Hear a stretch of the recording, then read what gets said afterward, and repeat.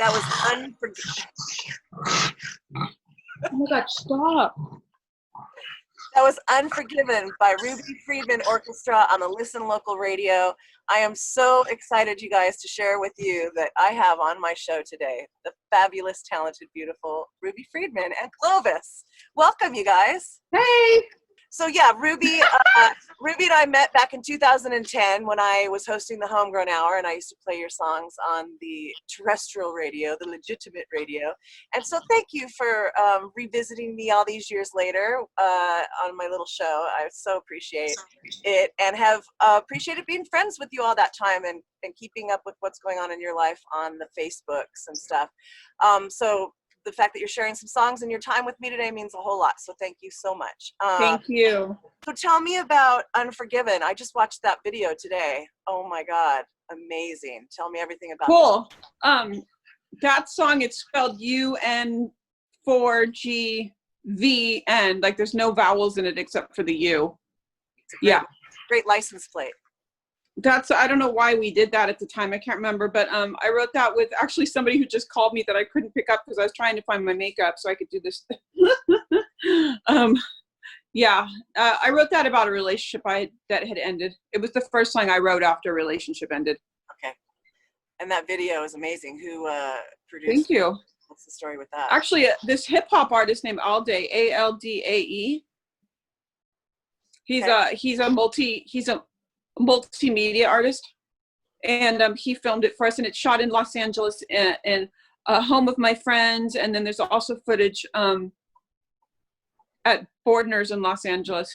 Yeah, beautiful, amazing. Thank you. Great cinematography, and of course you just always, your style just kills me. Thank you. What has inspired your style? I mean, it's just so amazing, beautiful. I don't know. Dramatic. To me, I just like old stuff, like anything that's old. I even like old men. Like I like old stuff. I like vintage, but I mean, I like old music too. So I'm really into like the 19-teens, 20s, and then I like some 30s, and I just like this kind of aesthetic that's dark and vintage, but I also like funky and punk. So I guess I'm kind of into the Victorian kind of steampunk. It's all of that world.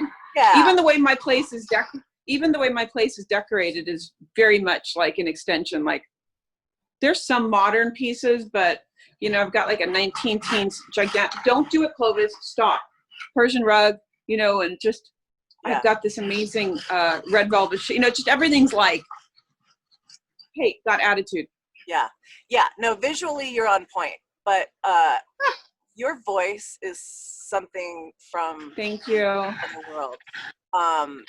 Just your unique style. Obviously, people have raved about it, and but what I don't know.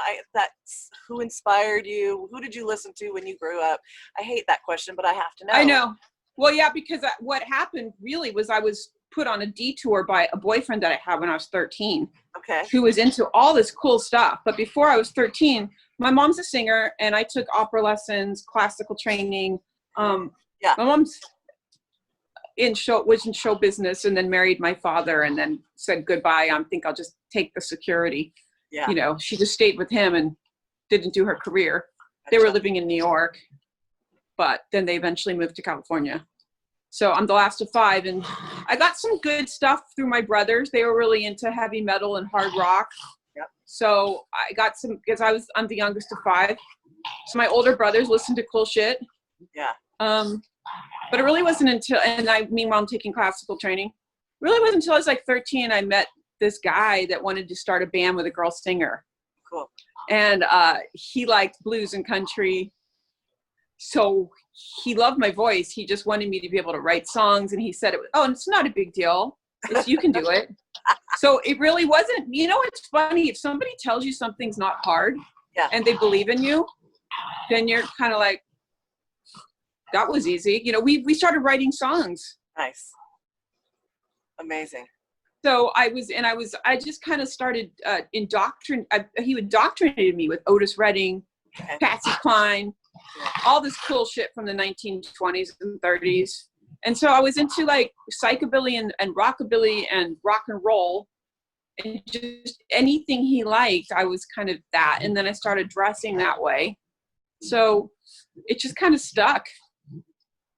Dig it. Okay, so let's play I'm Not Your Friend next. This song killed me today. I love it. Tell me about this song. You know, I got the inspiration of that song through a Facebook friend. I don't know this guy. What happened was I did music for a TV show. And so I have a lot of fans on my personal Facebook. A lot of fans came in, and I'm just nice. I'm like, sure, like, let's be like, so I'm friends with a lot from the South. Yeah. A lot of people are from Florida. Okay. You know, a lot of came in through video game music I did. Those are mostly in Europe, but I mean, I have a lot of fans. Anyway, at any given moment, I could have a teenager from Croatia commenting, or an old Southern dude that's like rednecky. You know, I just never know who's who. Yeah. So I was friends with a lot of people right after I got this huge TV sync with the film Justified. Also, after I did some stuff with Sons of Anarchy, it got a little nuts. Yeah. Anyway, I don't know who the guy was, but he posted he just killed someone, that he had came upon a girl in the road. Came on a girl in the road who was half naked, that had just said she'd just been raped, and her friend was back at the house, and blah, like this big story. Wow. And then he said he went there and killed the guy. And I went to his page after I saw this Facebook post. I didn't know who this was or if it was true. I don't know. Anyway, I got so frightened by the whole thing. I was reading through the comments on his Facebook post, and like this lady says, "Oh no, not again." Like everybody, it was real. Something was real about it, at least to me at that time. And I got scared. I don't know why. And I just blocked him. And I don't remember his name either. Yeah. And it always just like, wow, I'm friends with a guy that killed someone and just admitted to it, even though the situation looks a little, you know, righteous. And then soon after, within the next day, there was somebody else who was talking about the guy that broke into an animal shelter in San Diego that had killed dogs. So then I was like, I just kind of combined the stories and created the song where I'm this vigilante. Yeah. I'm Not Your Friend. Ruby Friedman Orchestra on the Listen Local radio show.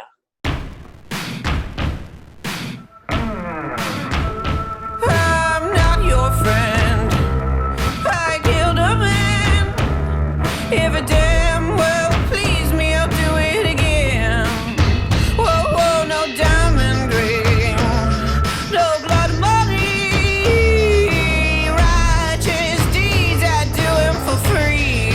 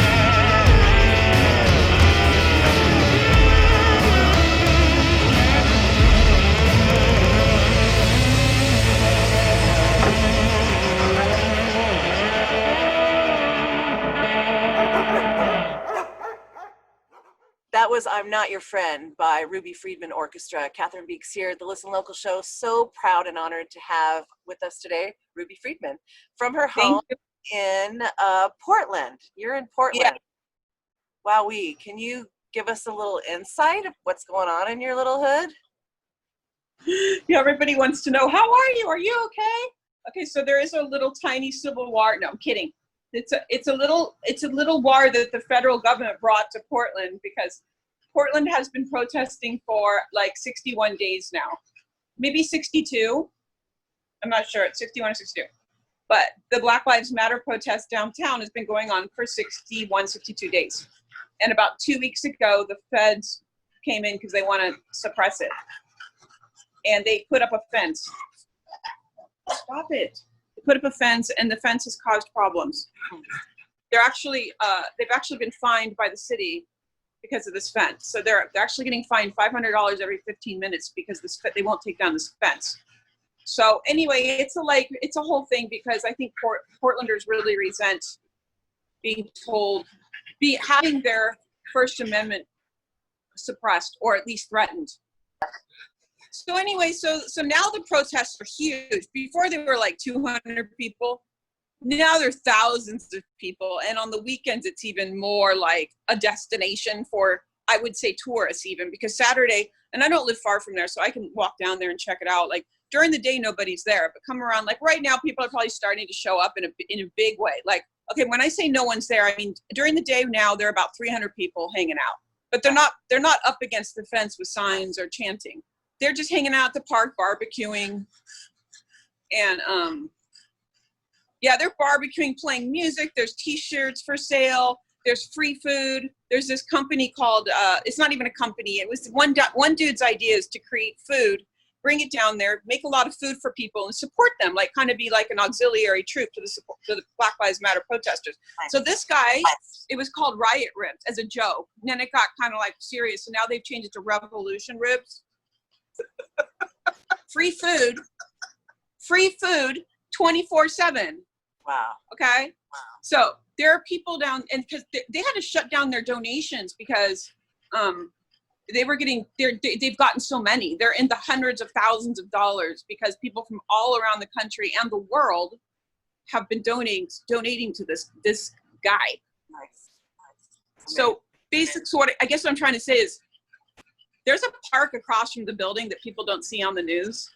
And it's like a block party. And then when the night comes, all the protesters show up, or at least go to the fence and do their thing. Right. And that's what's going on. Okay. Do you feel afraid? How do you personally feel being that? Oh my God, not at all. Okay. It's one block. Yeah. Does it look fearful where you're at? Yeah, they always try to post the most fearful looking shot. Okay, so here's the thing. If I wanted to make things look fearful right now, I could do the same thing if I just had a GI Joe, whatever the suit is that they wear, those military people. Right. If I put on one of those and walked outside my apartment building and threw down a can of tear gas, it would look scary on film. No, yeah, you're right. Absolutely. I'm not going to say they're not hurting people. They are. Yeah. They're hurting people. They're hurting people that aren't even violent because those guys that are down there aren't even people trained. They're not trained for this kind of thing. So they don't care if you're like a mom, a protest mom, or one of these more, like there's a small group that like to instigate, but it's definitely not worthy of federal troops. It's like the police could have handled it. Right. And then again, it's a cycle because it started up because the feds showed up. Right. Yeah. So it gets to be, I see it sometimes as a joke. It's the battle of the fence because it's literally one block. It's all about that fence. And it's this game. It's a game that started now. It feels like a game. Sorry. So yeah, sorry to go on about it, but it's the weirdest thing to find yourself in the middle of. I bet. No, thank you for the update. Appreciate that.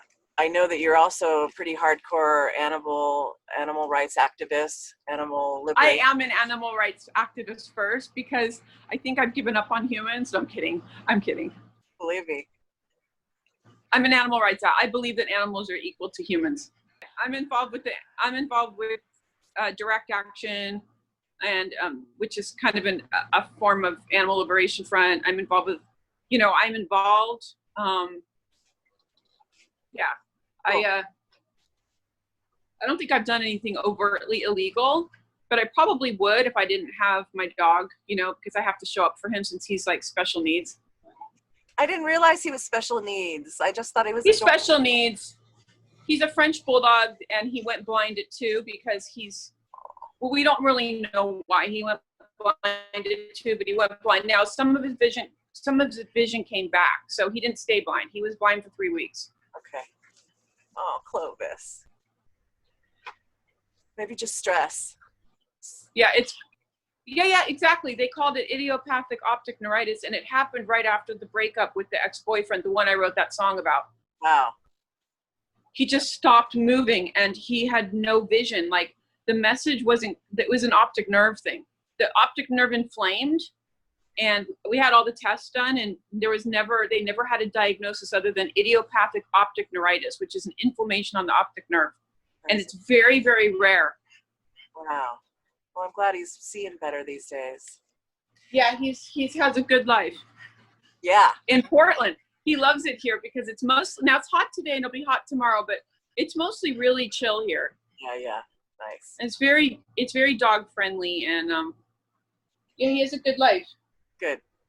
So, Ruby, what are you and the orchestra doing right now that we're on the pause? Are you guys still writing? My God. No, I write, and I'm going to, I'm performing next week with the Low Bar Chorale, which is this local, it's a Portland thing, but it's Oregon. It's an Oregon thing, and it's a band that gets together, and they have a following, and it's like a sing-along with the crowd, and nice. Since COVID, so we're going to do 2 of my songs next Tuesday, but, like Ain't Got Your Money. Are you playing Ain't Got Your Money? Yeah, we're playing that last. Yeah, that's the new single, and the video is going to be out soon. The lyric video's up, and it's all under Ruby Friedman Orchestra. Okay. And yeah, if people can go spin it, that'd be great on Spotify. Save it to your playlisting, blah blah blah. Share it. That would be amazing. Okay, let's play Ain't Got Your Money. This is a brand new single. Tell me about it. Ain't Got Your Money is a song about bill collectors calling me from different cities and states on my phone that I don't recognize, and writing them all. I actually started writing them all down. I'm like, wow, there's a different, just all these crazy cities. Like, I mean, they're not crazy if you live there, but if you're from Los Angeles and you've only ever, I've lived in a lot of cities, but I just started writing them all down. And then, it's just basically about the banks bailing out. The banks being bailed out by the government, and then those same banks calling me to get paid money they've already been repaid. Do you know what I mean? So the whole thing's just it was just in my head while it's basically a student loan debt from UCLA. So I don't think I've gotten any recently. Wow, that's weird. I don't know why they're not calling anymore. I think I wrote that song and they just evaporated. It was a spell. Nice. Nicely done. All right. Well, it's an awesome song. It's going to melt some faces right now. Thank you so much. Woo! Hanging out with you. Thank you. Thanks, Cathryn. Keep on rocking and writing, and we love you so much out here.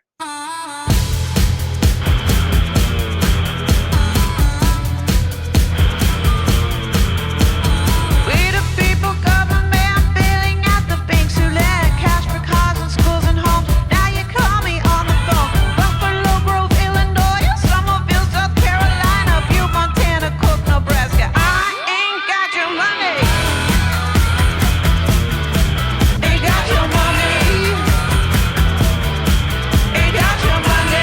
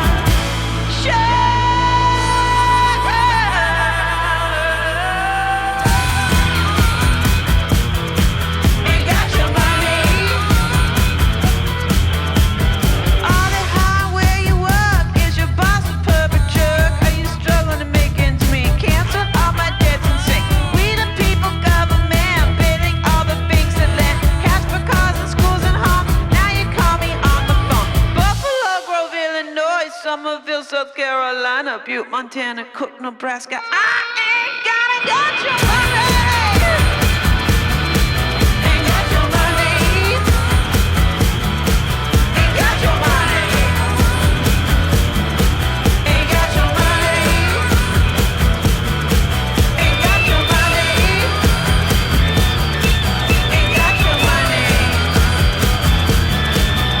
got your money.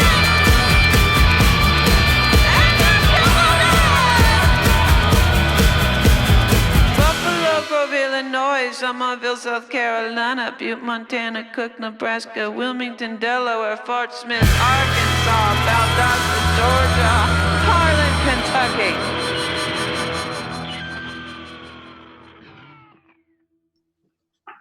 I'm just kind of dealing with my dog right now. He's so funny. Thank you for the cow ear. I'm vegan, so I indulge my dog in all these gross things. But then it's like I'm literally holding a cow ear in my hand for my dog. And it's disgusting. And I can't cope, but I do this for him because, well, that's a whole nother conversation.